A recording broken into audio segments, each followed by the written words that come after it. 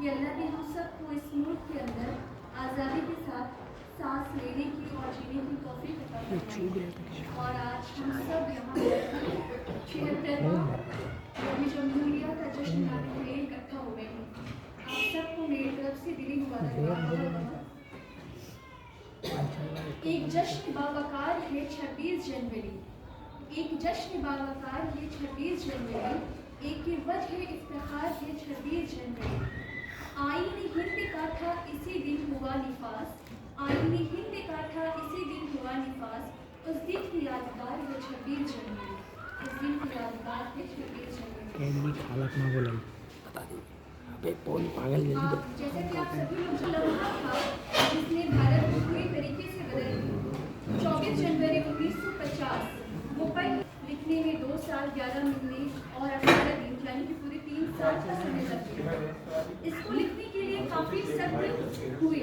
पहले सत्र की शुरुआत 9 दिसंबर 1946 को हुई और आखिरी सत्र 26 जनवरी 1949 को खत्म हो गया। इस दौरान कुल मिलाकर 11 सत्र हुए। अगर दिनों के हिसाब से गिना जाए तो संविधान बनाने के लिए सभी लोग 165 दिनों के लिए मिले, पर इनमें वो दिन शामिल नहीं है जब संविधान निर्माता अलग अलग छोटी छोटी कमेटियों में मिल रहे थे और संविधान को बनाने का काम कर रहे थे। क्या आप जानते हैं तो कितने लोगों ने मिलकर संविधान लिखा? संविधान बनाने के लिए शुरुआत में 389 लोग शामिल हुए। इसके कुछ समय बाद ही देश का बंटवारा हो गया और 1/4 लोग पाकिस्तान चले गए और फिर 299 लोगों ने मिलकर संविधान बनाने के काम को आगे बढ़ाया। जिन लोगों ने संविधान लिखा वो सभी एक संविधान सभा के सदस्य थे जिसका गठन 1946 को हुआ था।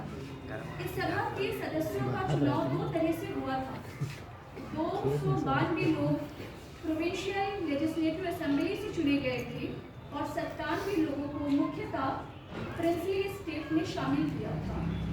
संविधान सभा बनाते समय पूरी कोशिश की गई थी कि संविधान सभा में जितना हो सके अलग अलग तरह के लोग शामिल हों। भारत के सभी अलग अलग क्षेत्रों से लोगों को लिया गया था। अलग अलग धर्मों के लोग मौजूद थे। Hindu, Muslim, Sikh, Parsi, Anglo Indians, Christian, schedule caste और आदिवासी विभिन्न देश के लोग शामिल थे। वकील, सामाजिक कार्यकर्ता, शिक्षक, राजनेता, पत्रकार और उद्योगपति इत्यादि ये सभी लोग अलग अलग राजनीतिक पार्टियों से थे, जैसे कांग्रेस, मुस्लिम लीग, कम्युनिस्ट, शेड्यूल कास्ट फेडरेशन इत्यादि।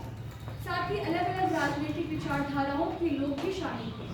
एक चर्चा के दौरान श्यामा प्रसाद मुखर्जी ने अपने एक भाषण में वहां बैठे अलग अलग लोगों के बारे में बताते हुए यह ध्यान दिलाया कि हमारी संविधान सभा में कितनी विविधता मौजूद है।